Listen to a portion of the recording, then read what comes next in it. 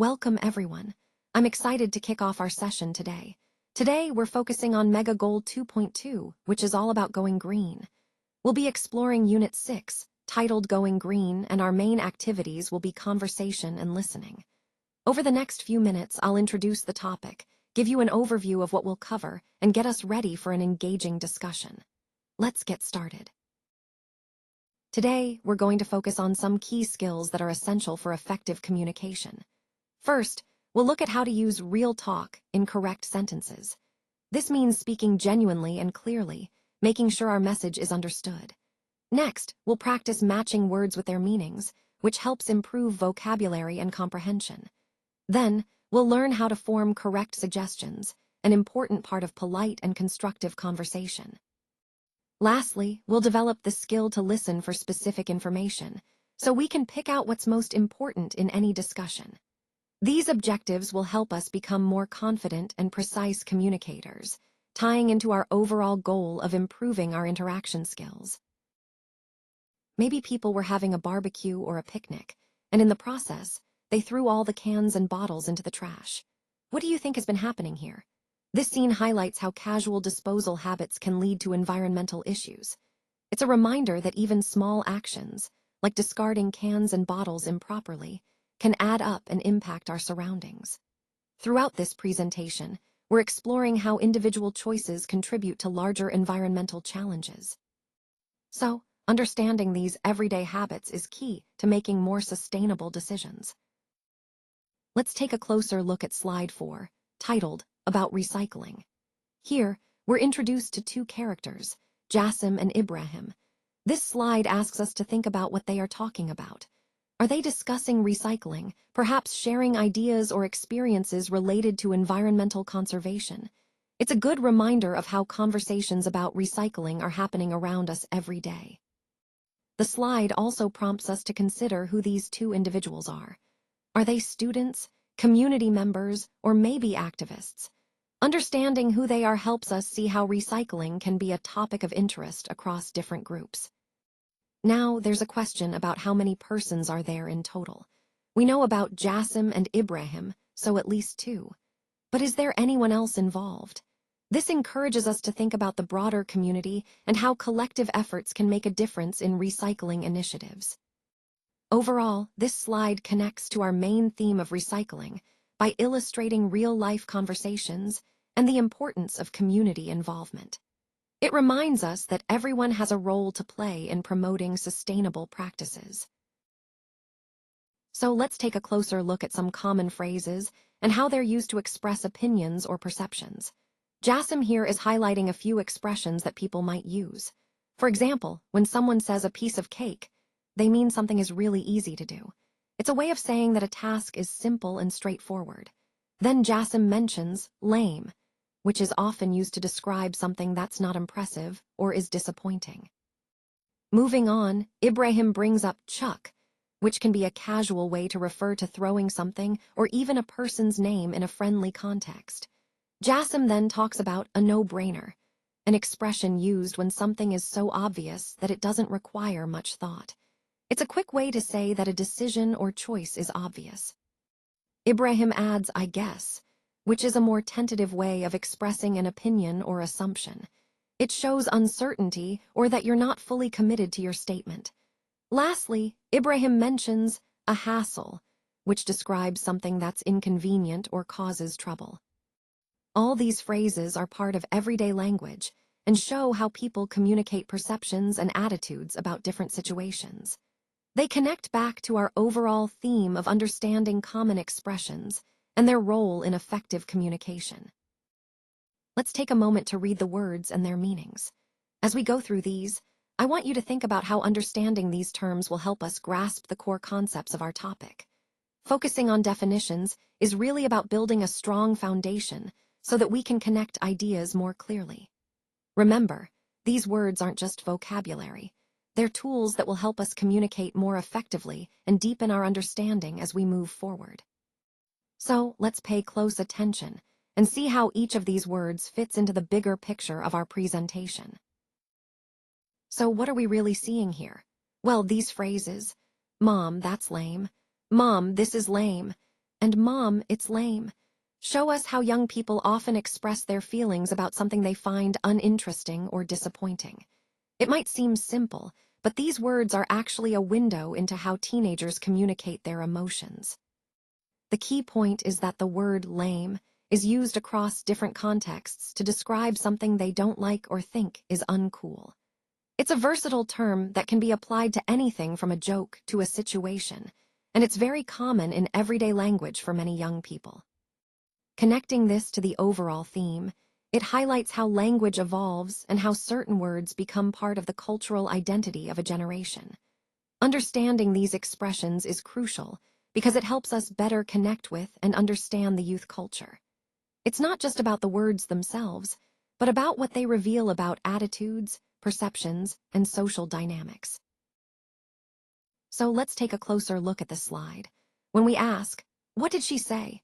it might seem simple, but it actually opens up a lot of room for confusion. The key point here is understanding the importance of clarity in communication. Now, the phrase, "it's a no-brainer," is a common expression, meaning something is obvious or easy to understand. It's a straightforward way to say that a decision or idea is clear-cut. But then we see similar phrases like, "it's a no-brainer," which is just the more standard, widely used form. Both mean the same thing, an obvious choice or conclusion. Interestingly, there's also a humorous twist with "it's a no-trainer," which isn't correct, but sounds similar. This highlights how small changes in phrasing can lead to confusion or even humor. It reminds us to be precise with our language, especially when clarity is essential. Connecting this back to our overall theme, clear communication isn't just about choosing the right words. It's about ensuring your message is understood without ambiguity. Whether you're making decisions or explaining ideas, these idiomatic expressions show how language can be playful, but also needs to be used thoughtfully. So when we look at what he said, it's interesting to notice how the phrase "piece of cake" is used in different contexts. First, "it is a piece of cake" suggests that someone finds a task easy or straightforward. Then, "it's such a piece of cake" emphasizes just how simple they think it is, almost like they're reassuring themselves or others about the ease of the task. Finally, "it was a piece of cake" indicates that the task was easy in the past. This progression helps us understand how the phrase is versatile, used to describe ease in the present, to emphasize how easy something is, or to reflect on a past experience. It ties into the overall theme of language and idiomatic expressions, showing how common sayings can be adapted to different situations to convey confidence or simplicity. Recognizing these subtle shifts can truly enhance our understanding of conversational English and how native speakers communicate ease and reassurance in everyday speech. So, here Jasim and Ibrahim are cleaning up after a lively party, and you can see there are soda cans scattered all around. Jasim points out something really important: recycling. He mentions that recycling helps reduce energy consumption, which means we use less power to make new products. It also lessens air and water pollution, because manufacturing from recycled materials creates fewer harmful emissions. Plus, recycling saves space in landfills, which is crucial since landfill overflow is a big environmental issue. Now, the key thing to remember here is that recycling isn't just about sorting trash. It's about making a real difference for our planet. Ibrahim, unfortunately, throws a can into the trash instead of recycling it, which shows how easy it is to miss these opportunities. Small actions like recycling can add up to big environmental benefits, tying into our overall message about the importance of responsible waste management. When you're suggesting something to someone, it's important to make it clear that you're offering a recommendation, not a command. These phrases help set that tone, showing respect for the other person's autonomy. They often serve as a gentle introduction to your idea, making it feel less like an order and more like a helpful suggestion. Using this approach fosters a more collaborative and positive communication environment, which is key to effective interactions. Remember, the goal is to share ideas in a way that encourages openness and cooperation, aligning with the overall theme of building better relationships through respectful communication. So let's take a closer look at this slide. The question we're focusing on is, which expression does Jasim use in the conversation? Now, this might seem straightforward, but it actually opens up a lot of interesting points about how language is used in communication. When Jasim responds, the specific words or phrases he chooses can tell us a lot about his attitude, feelings, or intentions. For example, if he says something like, "I'm not sure," that might indicate uncertainty or hesitation. On the other hand, if he says, "Absolutely," that shows confidence and agreement. Understanding these expressions is key because they help us interpret the tone and underlying message behind what he's saying. This connects directly to our overall theme of effective communication, recognizing not just what is said, but how it's said. So, as we analyze Jasim's choice of words, think about what it reveals about his mindset and how it influences the flow of the conversation. This will help us become more aware of subtle cues in dialogue, which is an essential skill in both personal and professional interactions. Let's look at some impressive environmental benefits. First, this process reduces related air pollution by 20%, which is significant because cleaner air means healthier communities. It also cuts water pollution by 50%, having the contamination that often affects ecosystems and drinking water sources. Now, on the technical side, this material is melted at a very high temperature, 500 degrees Celsius, so it requires a lot of energy. Interestingly, it can be separated by color, which helps in sorting and recycling efforts. However, one challenge to keep in mind is how long this process takes, about 1 million years. That's an incredibly long timescale, which raises questions about sustainability and practicality.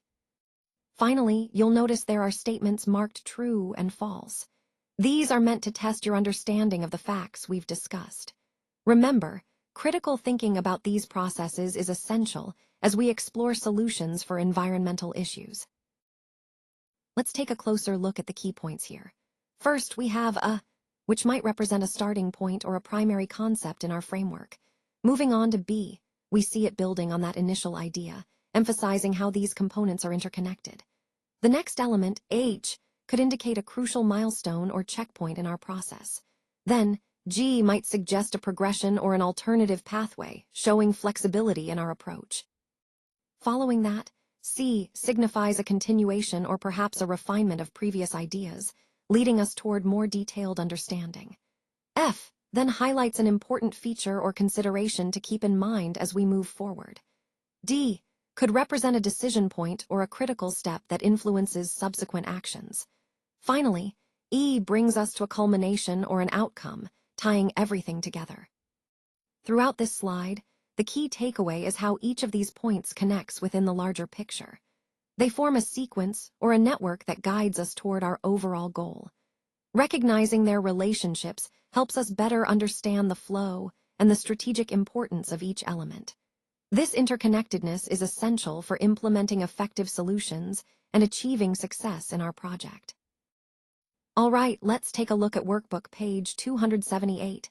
Exercise H. This is a great opportunity to reinforce what we've learned today through some practical application. Remember, the key here is not just completing the exercise, but understanding how these concepts connect to the overall theme we've been discussing. Think about how these exercises challenge you to apply your knowledge in real-world scenarios, which is essential for truly mastering the material. Now, I encourage everyone to approach this homework with a curious and attentive mindset. Use it as a chance to clarify any doubts and deepen your understanding. Completing this exercise thoroughly will help solidify your grasp of the topic and prepare you for future challenges. So, take your time, review the concepts we've covered, and see this as an opportunity to grow your skills. Remember, consistent practice is key to becoming confident and proficient. Thanks for engaging actively today, and I look forward to seeing your progress with this homework.